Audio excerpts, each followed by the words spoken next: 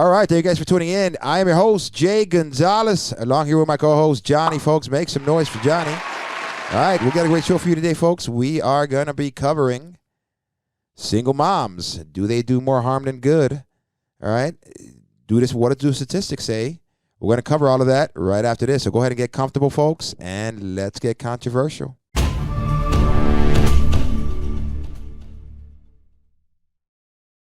All right, single mothers, are they doing more harm than good? What are your thoughts on that, Johnny? Absolutely. I believe that it is causing more harm than good. Absolutely. Mm-hmm. Yeah, I agree. I mean, there is really no benefit of not having a father figure in a child's life. Now, granted, same thing would go for a mother. The child does need a mother as well. But, you know, these numbers that came out based on a national study that was conducted are pretty alarming. All right, so I'm just going to go over these numbers, and you tell me what you think, what your thoughts are on this, all right? Okay. All right, so we're going to go ahead and go over this. The first one, 63% of all youth suicides, 63% of all youth suicides are from a single mom household. 90% of all homeless runaways are from a single mom household. 85% of all kids that show behavior disorder are from single mom household. 80% of all convicted rapists have been from a single mom household. 71% of all anger problem issues have been from a single mom household. 72% of all high school dropouts are from a single mom household. 80% of all children in juvenile detention and prisons, 80% are from a single mom household. When you sit back and you let those numbers sink in for a second, I mean, it blows your mind. It blows your mind how we're living in a world that the system is more benefiting towards the mom. There's cases that even a crackhead or a prostitute, a known prostitute, is able to keep her child. But yet, look at where the numbers are. This is not just, I just got this out of my rear end. This is actually a study that was conducted. And if that's the case, you know, there has to be more of an effort for fathers to remain in their kids' lives.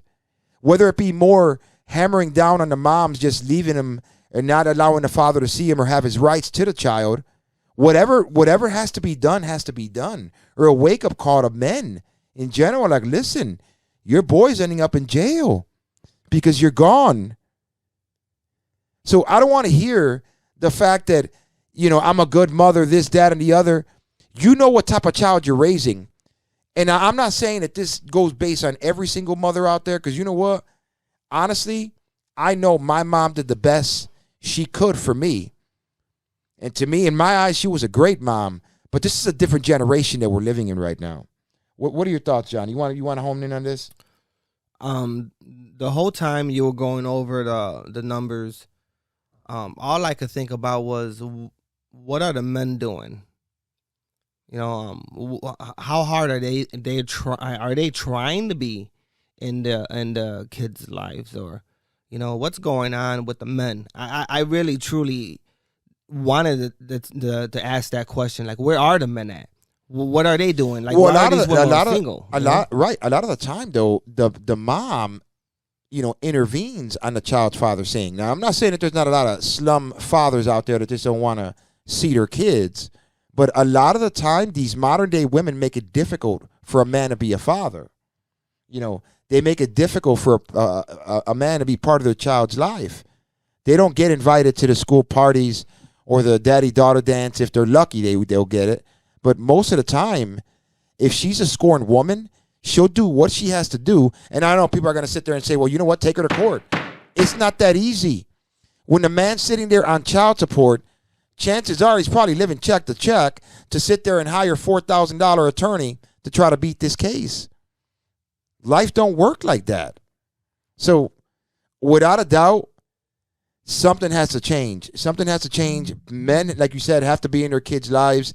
They got to do their part, because we're losing our youth, man. Absolutely. We're losing our youth. So, do you want to touch anything more on that?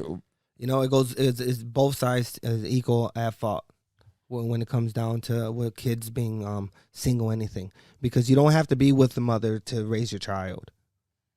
You don't. You don't have to be with the mother to raise a child, but sometimes it's more of a headache.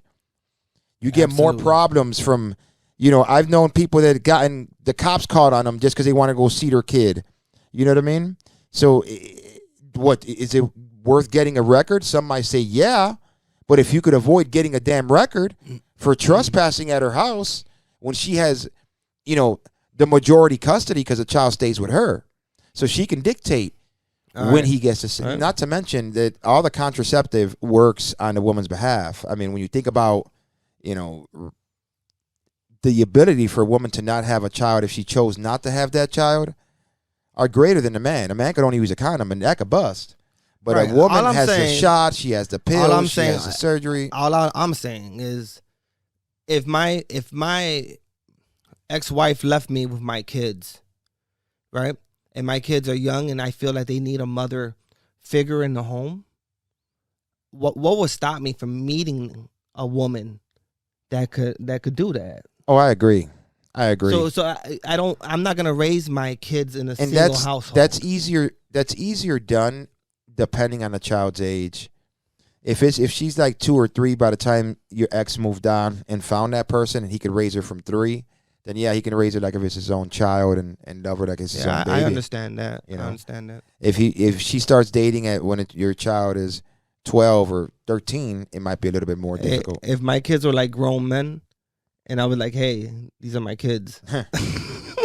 What the hell are they doing living here? Get them grown out of here. Hey, my kids don't have to move, okay? They stay here. You know what? They're going to stay here longer than you are. Yeah. So, I mean, again, it's sad. The numbers are truly sad, and honestly, something has to give. Something has to change. Yeah. So, guys, if you ain't part of your kids' lives, please make an effort.